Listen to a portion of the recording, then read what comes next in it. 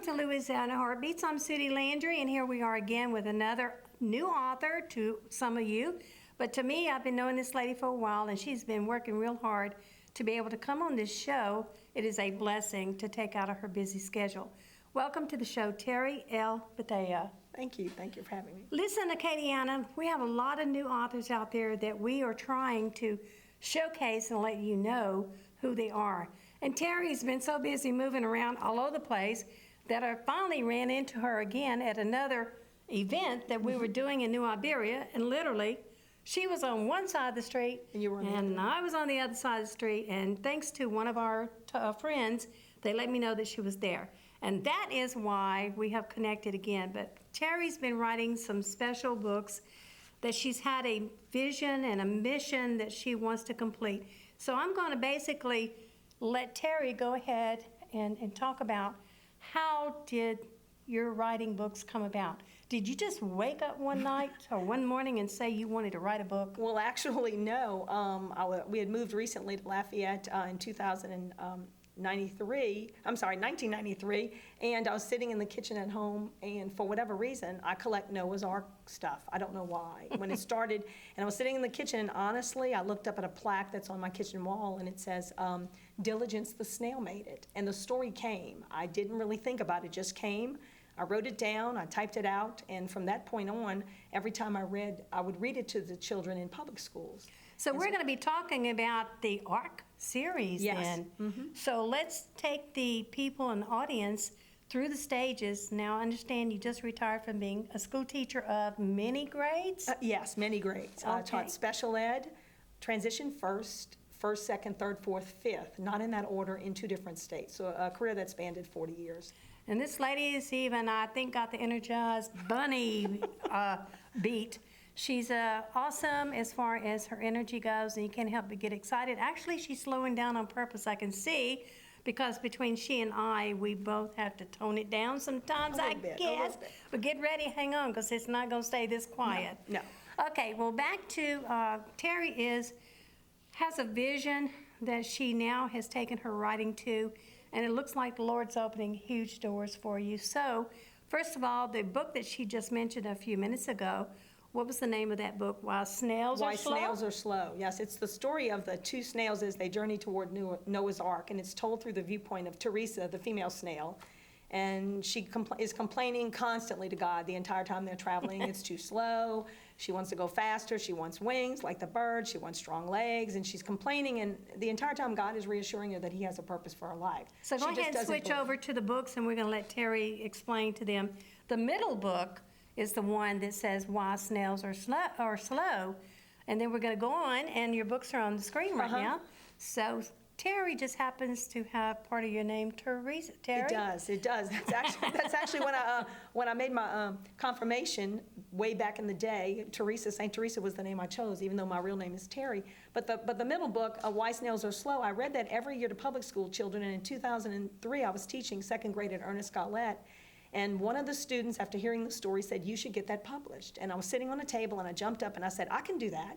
I can get it published. I didn't even know if I could, but they believed in me. So I made them 2 promises that I would, when the book became a real book, that I would dedicate it to them, which I did, and that I would hunt them down like dogs, and everybody would get a copy. And 7-year-olds love that, except the problem was the next day they wanted to know if it was a book. So I learned quickly that children think things happen immediately. But I will tell you this, it took 10 years, but yes, I found all 21 of those children.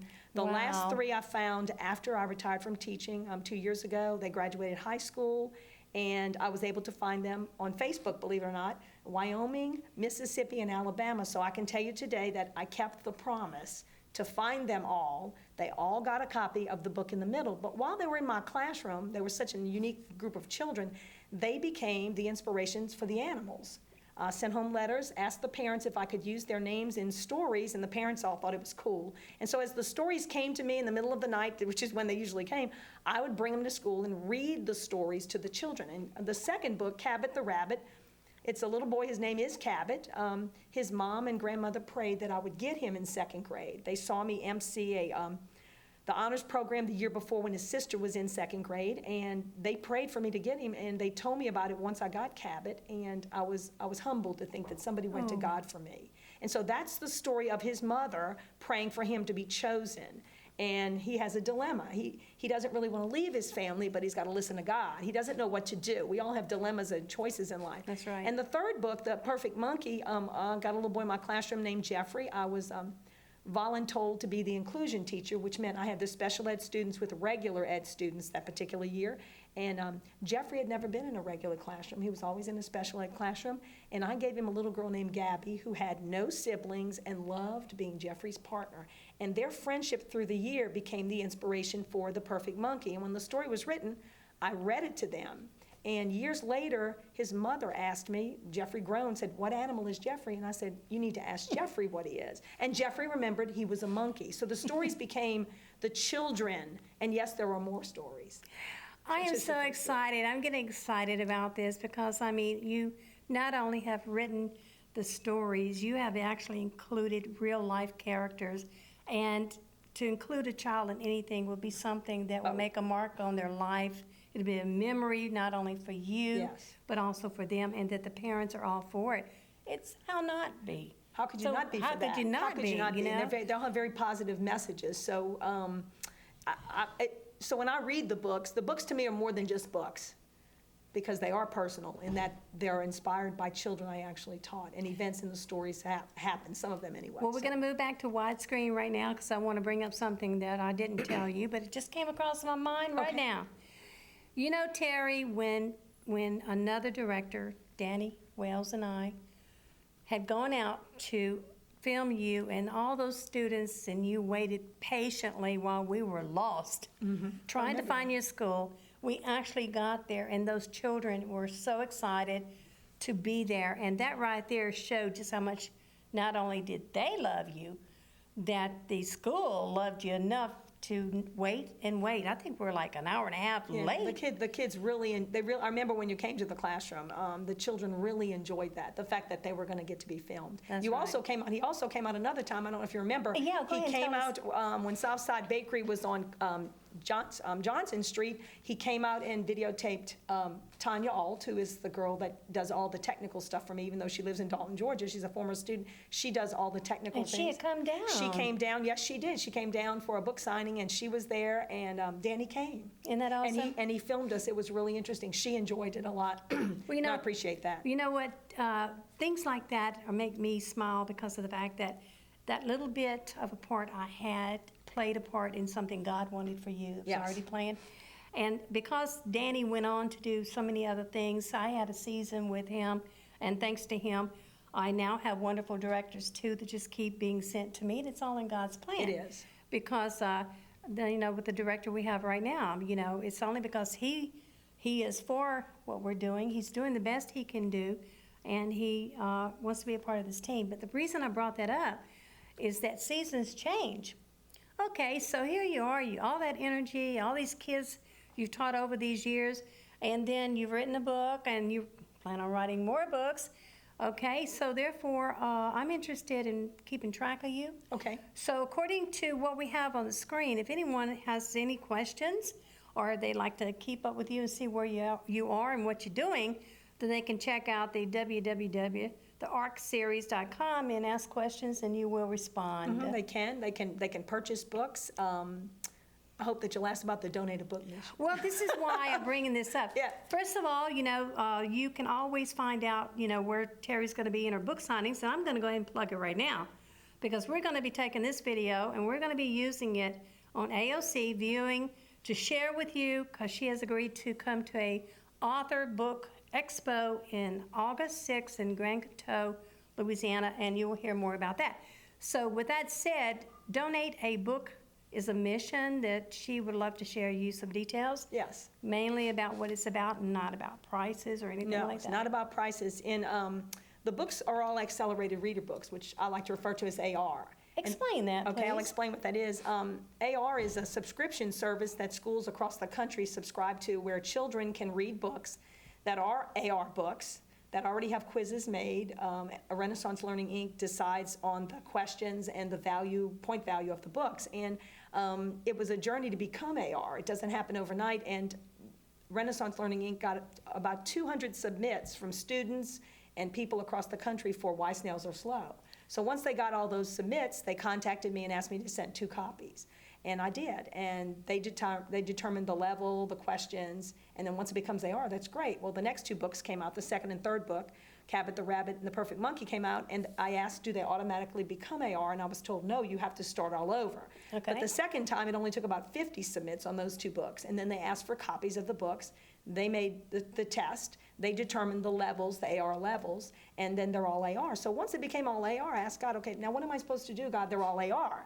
And so he laid it upon my heart that what I was supposed to do was to get them gifted into the public schools in Lafayette Parish. That's where I taught for almost 22 years. The rest of the time I taught in Georgia. Okay. And so I started just asking people, businesses, friends, and it snowballed into more than the public schools because I had friends whose grandchildren attend Catholic schools, and they were like, well, can I gift a set to a Catholic school? So I would do all the research on the schools and tell them, sure, that St. Michael's in Crowley does AR, and a friend bought the books, and I would bring them. So it has snowballed now remember, it started in November of 2015. By the end of the year, in December, the end of December, it was in 50 schools, and now today it's in 84 schools in 10 different states. And not 84 schools, 82 schools. 2 others are library where they're regional libraries. Lafayette Parish has a set in their regional library that you can actually check out. And East Mississippi, in Quinton, Mississippi, they got a set because Lafayette Parish got a set. So it has snowballed into what started out as just being the public schools. They're now in public, private, Catholic, and Christian schools in 10 different states, and that's a God thing. That is God. It shows the generosity of the people that God places in my path because all of the books have been purchased by others. I try to deliver the books where possible. So let me clear this up and slow this train down just enough to where I make sure, Katiana, what's happened is that people have taken upon themselves to purchase a set of books and then donate it to who? To a school, a specific school. If they don't have a specific school, they'll let me choose a school. Okay, so if they don't have a preference, Right, then if they don't, if they don't have a preference, sometimes they might say, well, like recently, a person donated a set and let me pick the school, and I picked a school in Mobile, Alabama, because I was going with the UL softball team. That's where they played the Sun Belt Conference. So I actually got to deliver the books to a school in Mobile, Alabama, just outside the campus of South Alabama. It was interesting to deliver it to somebody that, instead of shipping them, I took them in person. So you know that was what, Terry? interesting. Okay, you said 2015, and it's just 2016. Are Correct. you telling me all of this has happened within a year? It wasn't overnight. It's not even but it snowballed. The Donate a Book mission started in November. So November, December, January, go ahead. February, March, April, May. In less than 6 months. Yes, that's how generous people are here. Like the generosity of the people in Lafayette is unbelievable. How kind they are, and they believe in the books. And they love to donate to schools. I tell them schools don't have a lot of money, whether it's a Catholic school, or private school, or Christian school, or public school. You know, they love getting books. And schools that subscribe to AR love getting new AR books. They love it. So when I deliver it and say these books are AR, and I always provide a donor card. Okay. So the librarian knows who is giving the books. Okay. And all the information that comes with AR, the levels and the test quiz numbers and all the test numbers. So it's about the donors. Okay. I tell them, I'm just the author. The books, it comes through me to them. And I really believe that children will read the books, get the messages of the books, take the test, and then I tell my friends and people that donate that you'll never know what child's life will be touched by a book that you gave to a library. I'll never know it, you may never know it, but trust me, some child will pick up the book and read it and realize. Well, let me remind you that when it's a God thing, somehow he will get that information back to you a little bit at a time and let you know that so-and-so happened, and you will get that pat on the shoulder that only God can give Right. you. And I sign know? every book except for the ones that go to public schools. And that's enough. We don't want to get in trouble for that. I sign every book for his glory. Every book is signed for his glory. And I tell people, it's a God thing. When they say, wow, 84 libraries, I'll say, it's a God thing. It's God. I realize that. And when you realize God is part of this, it opens doors. You just realize when it happens. Like meeting you and being across the street from you, what are the odds of that happening on that particular Saturday? I even said, wait a minute, I'm limited on running these days, but I was going to beat that traffic and run across the street to say at least hi.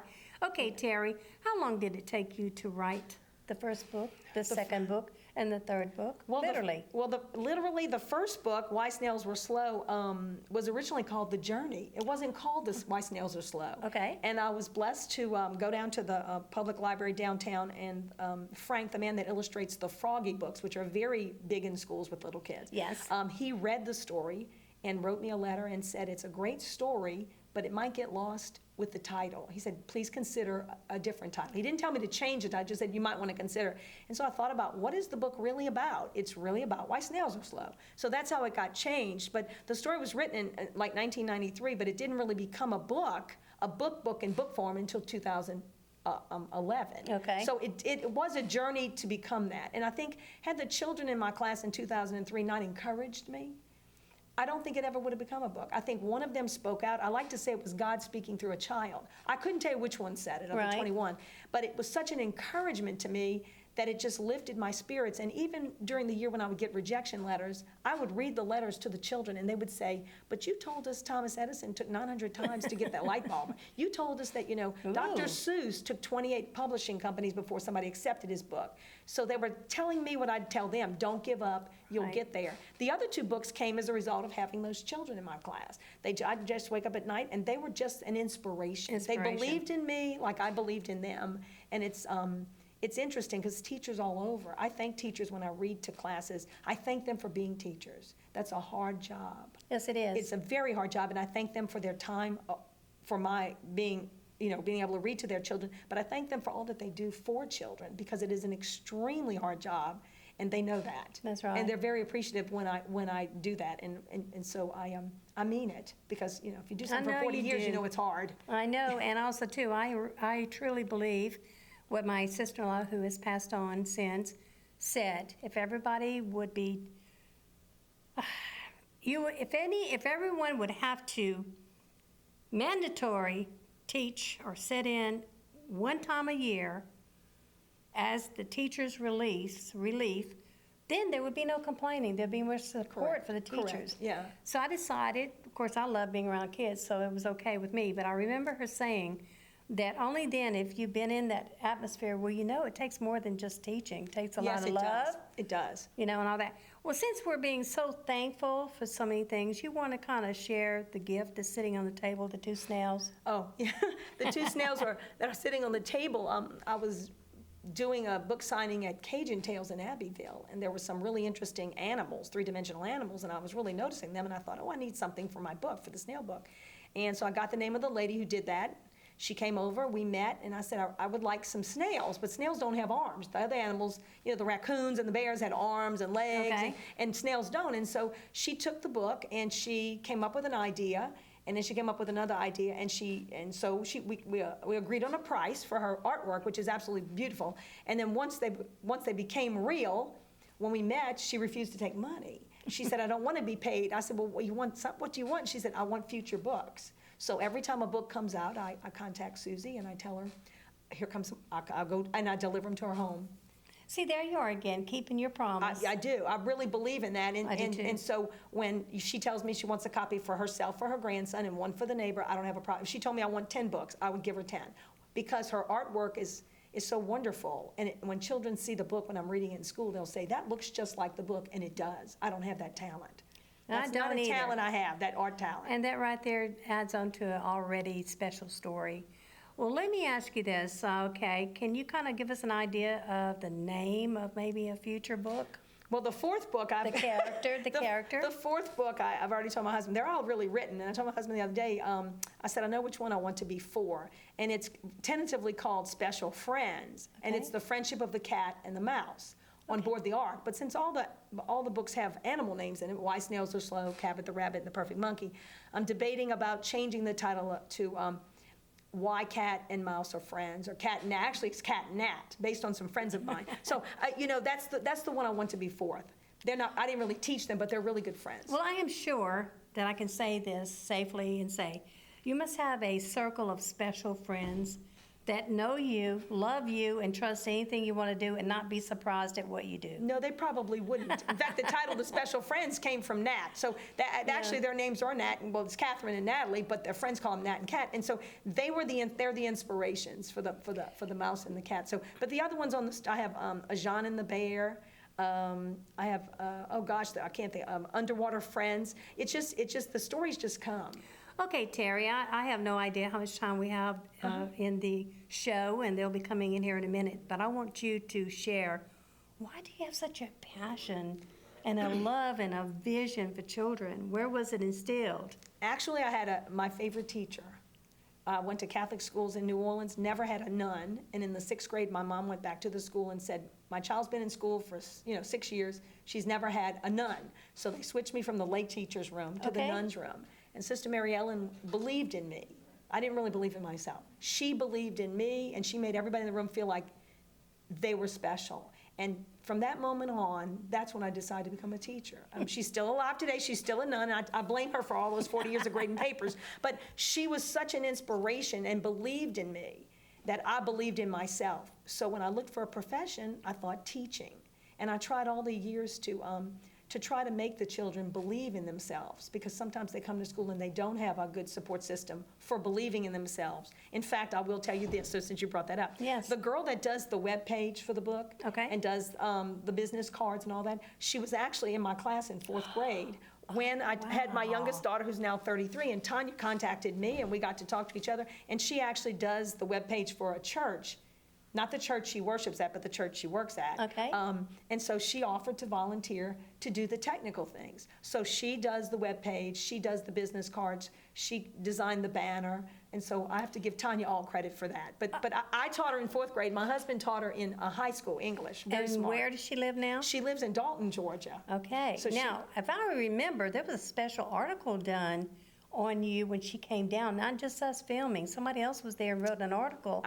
I remember seeing a picture of you and another person, but just recently another picture also where you were talking about the ARC series and they donated books. I'm not sure if it was Tanya. We flew the illustrator for the first book, Why Snails Are Slow, Jessie.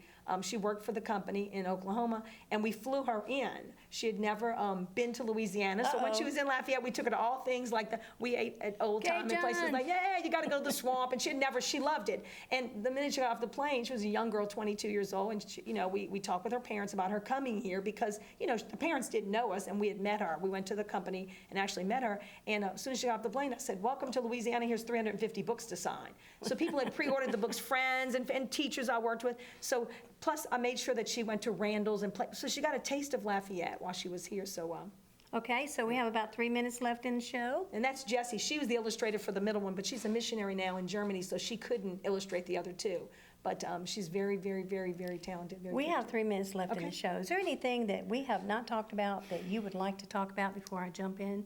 No, Or something else? other than I would again like to thank everybody in Lafayette, everybody who's bought a set of books and gifted them, whether it was a business, an individual, whether they were tied to the school or not. I want to say that the people here in this area are so generous, and that I try to make everything, the Donate a Book mission, or when I get in an article in a newspaper, I try to make it about them. And so I want them to know that they may have purchased the book, 3 or 4 months ago, but I will never forget their generosity. Okay, Terry, from beginning to end, you started, and today, how long has it been on this journey? From the first book, from the first book, well, if you go 1993 until now, let's see, 93 and answer 20. What is that? 24 years? 23 years? Yay, yeah. That's a math teacher in me. It's a journey. It is a journey. Absolutely. And it's been worth every step of the way. Absolutely. It's a lot of work, but I'm passionate about it because I feel like I'm doing what God wants me to do. And that when He opens a door, blesses me, like today with you, or somebody that buys a set of books and we gift them, that when He opens the doors, I'm thankful for Him and for the people, and I thank Him all the time. I do too, and that's why He keeps opening doors for us. Yes, He will. And I can tell you, Terry, right now that I know beyond a shadow of a doubt that today is just the beginning of more days to come. Thank you. And that I'm excited that I've been allowed for you to come in on this show, and even more excited that other people are going to going to be able to experience your high energy and everything else, and enjoy your books, and the books are fantastic. So we look forward to hearing more about you. I will be plugging you on Facebook. I We will appreciate be that. showing the video quite a bit on AOC. But right now, guess what? Our fun time is over. Oh, I never answered. Almost. I know. Listen. I didn't have to sing good. Hey, not yet, not yet. Listen to Katiana. This is Terry L. Bethea.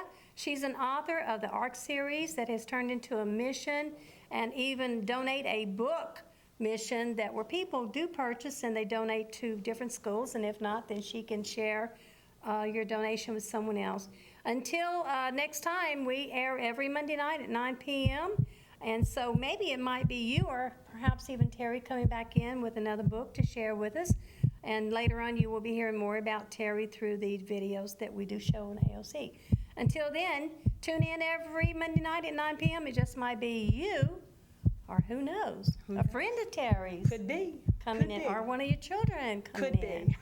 Wouldn't that be awesome? That'd be awesome to bring a few of them on the next time we come up, so I can arrange that. Why don't we do that? That would be interesting. How about bring your characters in of the books, and we could do another show on There that? you go. That would be interesting. Well, listen, Katiana, thank you so much for viewing, and we enjoyed being here. And if you have any ideas, shoot it to AOC. We'll work on that too. But right now, I'm going to hold you to it. Okay, you Thanks will. again for Thanks being on the again. show, Thanks for having me. Terry, I and I appreciate look it. forward to hearing all about your future books. Thanks a lot. I appreciate it. You're welcome.